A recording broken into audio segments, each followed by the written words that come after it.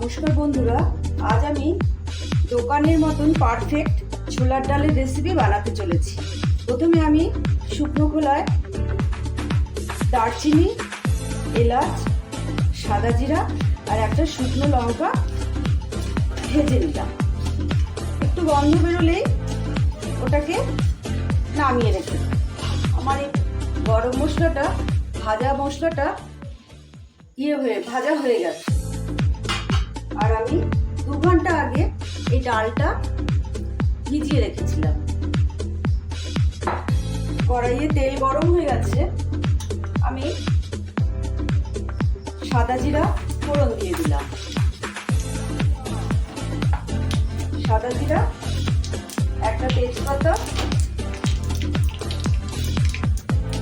আর একটা শুকনো লঙ্কা ফোড়ন দিয়ে দিলাম। ফোড়নের সুন্দর গন্ধ ছাড়লে আমি এর মধ্যে আলু কেটে রেখেছিলাম, আলু ছেড়ে দিলাম।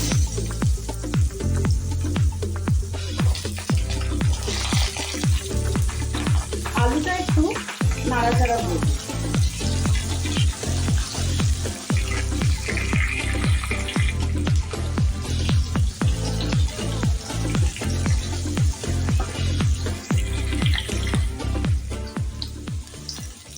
আলুটা ভাজা ভাজা হয়ে গেছে, তার মধ্যে আমি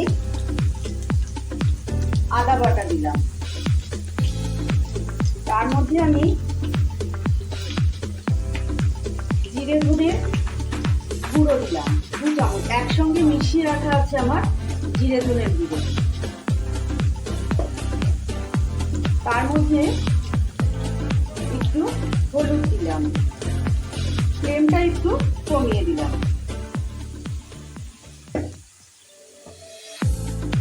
তার মধ্যে কাশ্মীরি লঙ্কার গুঁড়ো দিলাম। তার মধ্যে লাল লঙ্কার গুঁড়ো দিলাম। তার মধ্যে সামান্য একটু লবণ দিলাম। এবার একটু জল দেব। জল দিয়ে একটু এটাকে হাই ফ্লেম করে একটু ভাজা ভাজা করব। ভাজা ভাজা করার পর আমি আসছি। এটাকে আর ঢাকা দেব না, এইভাবেই ভাজা ভাজা করব। আলুটা ভাজা ভাজা হয়ে গেছে, এর মধ্যে আমি একটু নারকেল কোড়া দিয়ে দিলাম। তার মধ্যে যেহেতু এটা নিরামিষ ডাল, সেই জন্য এটার মধ্যে একটু এইটুকু আমি হিং দিলাম। হিং দেওয়ার পরে এটা আবার নাড়াচাড়া করব।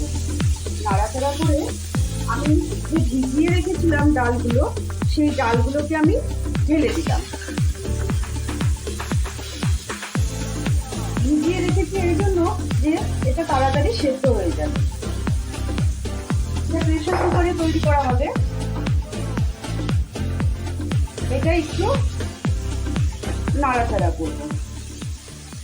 এটা হোক, জলটা শুকিয়ে গেলে আমি প্রেসার কুকারে দেব। তার মধ্যে একটু আমি গরম মশলার গুঁড়ো দিয়ে দিলাম।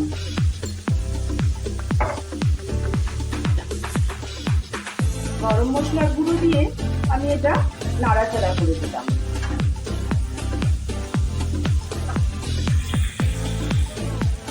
এটা থেকে খুব সুন্দর গন্ধ একটা বেরিয়েছে। এটা ভাজা হয়ে গেছে সম্পূর্ণ। এবার আমি এটাকে প্রেসার কুকারে ঢেলে দেব। আর এই ভাজা মশলাটা করেছিলাম, সেটা আমি এই যে গুঁড়িয়ে রেখেছি, এটা পরে দেওয়া হবে। প্রেসার কুকারে ডালটা দিয়ে দিয়েছি। ডালে টকবগি এসে গেছে। এবার আমি তখন তো আমি লবণ দিয়েছিলাম, কিন্তু কম করে লবণ দেওয়া হয়েছিল। এখন আমি পরিমাণ মতো লবণ দিয়ে দেব। যে যতটা লবণ খান সেইভাবে লবণ দেবেন।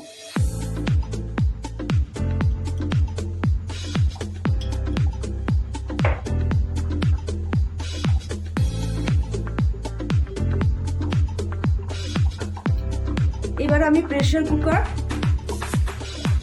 লাগিয়ে দিলাম। লাগিয়ে দিয়ে আমি দুটো হুইসেল লাগাবো।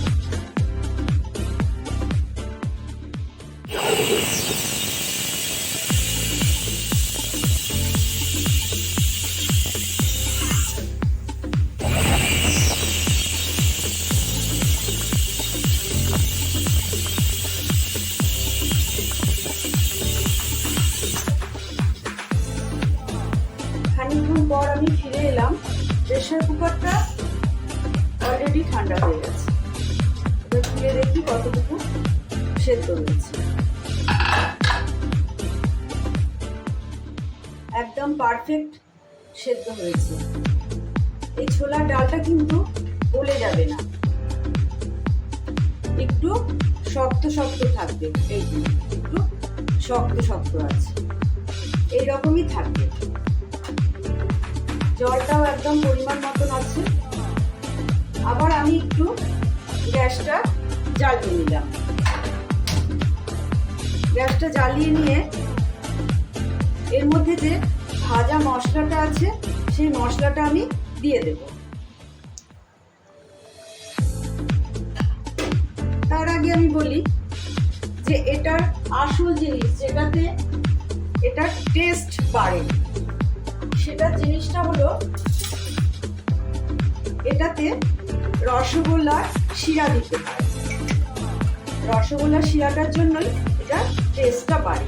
আমি এটার মধ্যে 2 চামচ, 2.5 চামচের মতো শিরা দিয়ে দিলাম।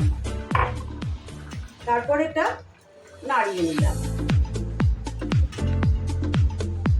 তারপর যে আমি ভেজে রেখেছিলাম মশলাটা, সেই মশলাটা আমি সম্পূর্ণ পরিমাণে দিয়ে দিলাম।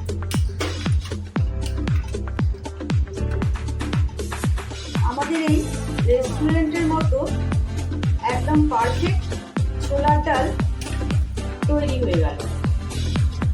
এবার আমি পরিবেশন করব। আপনাদের এই পুজোর স্পেশাল ছোলার ডাল রেস্টুরেন্ট স্টাইলে ভাত, রুটি, লুচি, পরোটা, নান সকলের সঙ্গেই খেতে পারবেন। সকালে ব্রেকফাস্টেও আপনারা খেতে পারবেন। আমার এই ভিডিওগুলো যদি আপনাদের কাছে সকলের কাছে ভালো লাগে, তাহলে একটা লাইক, শেয়ার, কমেন্ট করবেন। আপনারা সকলে ভালো থাকবেন, পুজোয় ভালো করে ঘুরবেন, এই আশা করে আপনাদের কাছে আমি রেসিপি দিতে থাকবো।